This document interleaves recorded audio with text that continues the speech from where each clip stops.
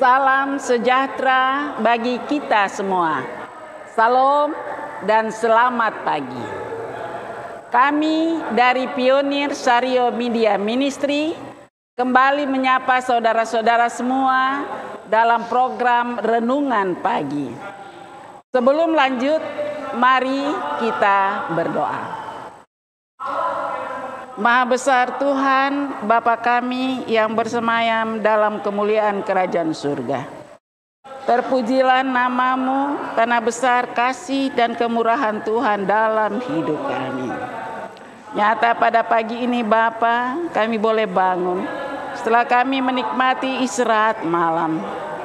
Kami boleh merendahkan hati dan pikiran, menikmati sukacita mesbah pagi. Kami mengundang Roh Kudus-Mu Tuhan, bersama-sama dengan kami menempati hati dan pikiran kami.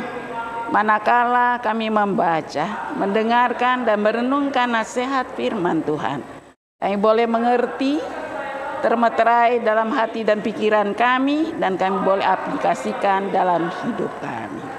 Terima kasih banyak Bapa, sempurnakan doa kami. Kami sembahkan doa ini hanya di dalam nama Tuhan Yesus, Juru Selamat kami. Amin. Renungan pagi hari ini, Minggu tanggal 11 Agustus 2024 berjudul Anaknya yang Kekasih. Ayat tema Kolose 1 ayat 13. Bunyinya demikian. Ia telah melepaskan kita dari kuasa kegelapan dan memindahkan kita ke dalam kerajaan Anaknya yang kekasih. Mari kita ikuti bacaan renungan pagi hari ini. Kepada saya ditunjukkan cinta dan kerelaan Allah yang besar dalam memberikan Anaknya mati supaya manusia dapat memperoleh pengampunan dan hidup.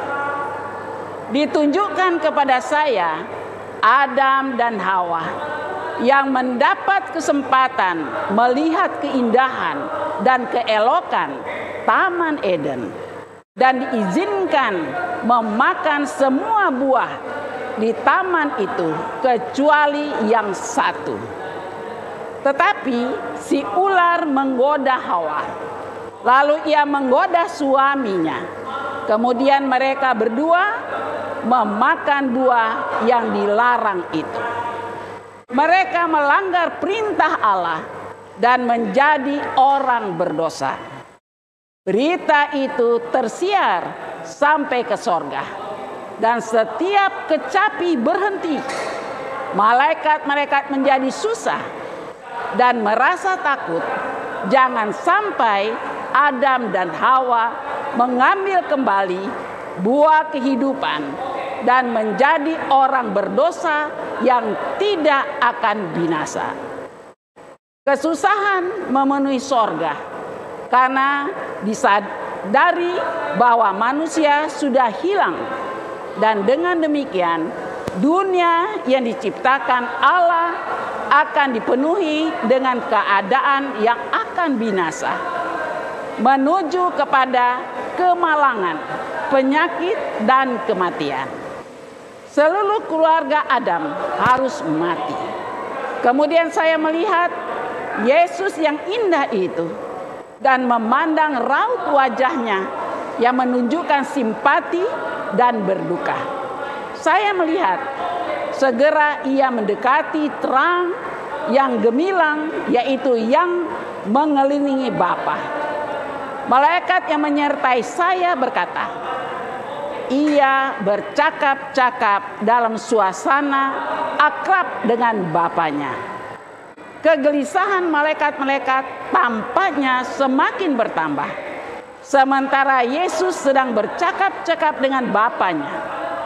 3 kali ia lenyap dalam terang yang mulia itu, yaitu yang menudungi Sang Bapa.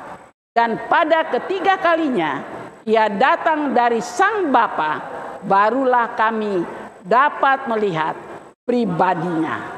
Wajahnya tenang, bebas dari segala keresahan dan kesulitan, dan bercahaya dengan suatu keelokan yang tidak dapat dilukiskan dengan kata-kata. Kemudian ia mengumumkan kepada kor malaikat bahwa suatu jalan kelepasan telah dibuat untuk manusia yang hilang, bahwa ia telah memohon kepada Bapanya dan telah memperoleh izin untuk menyerahkan nyawanya sendiri untuk menebus manusia itu, untuk menanggung dosa mereka dan menanggungkan hukuman kematian ke atas dirinya sendiri. Itulah yang membuka suatu jalan di mana mereka melalui jasa darahnya mendapat pengampunan untuk pelanggaran-pelanggaran yang lalu, dan melalui penurutan akan dapat dibawa kembali ke taman dari mana mereka pernah diusir. Kemudian kesukaan yang tak terkatakan memenuhi sorga, dan paduan suara sorga menyanyikan suatu nyanyian pujian dan syukur. Mereka memetik kecapi dan menyanyi dengan nada yang lebih nyaring daripada yang sebelumnya, oleh sebab kemurahan dan kerelaan Allah yang besar menyerahkan anaknya yang kekasih untuk mati bagi bangsa yang memberontak. Tulisan-tulisan permulaan halaman 205-206. Renungkan lebih dalam, mengapa saya memilih mati untuk dosa-dosa yang sudah dibayar di kayu salib? Demikian renungan pagi kita hari ini. Tuhan memberkati. Mari berdoa. Bapa di surga, terima kasih banyak atas nasihat firman Tuhan yang kami boleh renungkan pada pagi ini. Kami bersyukur ya Bapa di surga, karena Tuhan sungguh amat baik dalam kehidupan kami manusia yang berdosa. Tuhan Yesus rela mempersembahkan hidupnya bagi menebus kami dari dosa. Dan kami bermohon kepadamu ya Bapa di surga, kiranya roh kerenah hati selalu dikaruniakan supaya kami dapat selalu mengakui Tuhan dalam hidup. Kami boleh melakukan apa yang benar, menyenangkan Tuhan, membawa berkat dalam hidup kami, dan membawa sukacita dalam perjalanan kekekalan ini. Tuhan di surga, hari ini dalam aktivitas kerja dan tugas tanggung jawab pelayanan kami mendatang serahkan hidup kami ke dalam tangan kasih sayang Tuhan. Dimanapun kami pergi dan berada, kami yakin kami aman dalam lindungan Tuhan.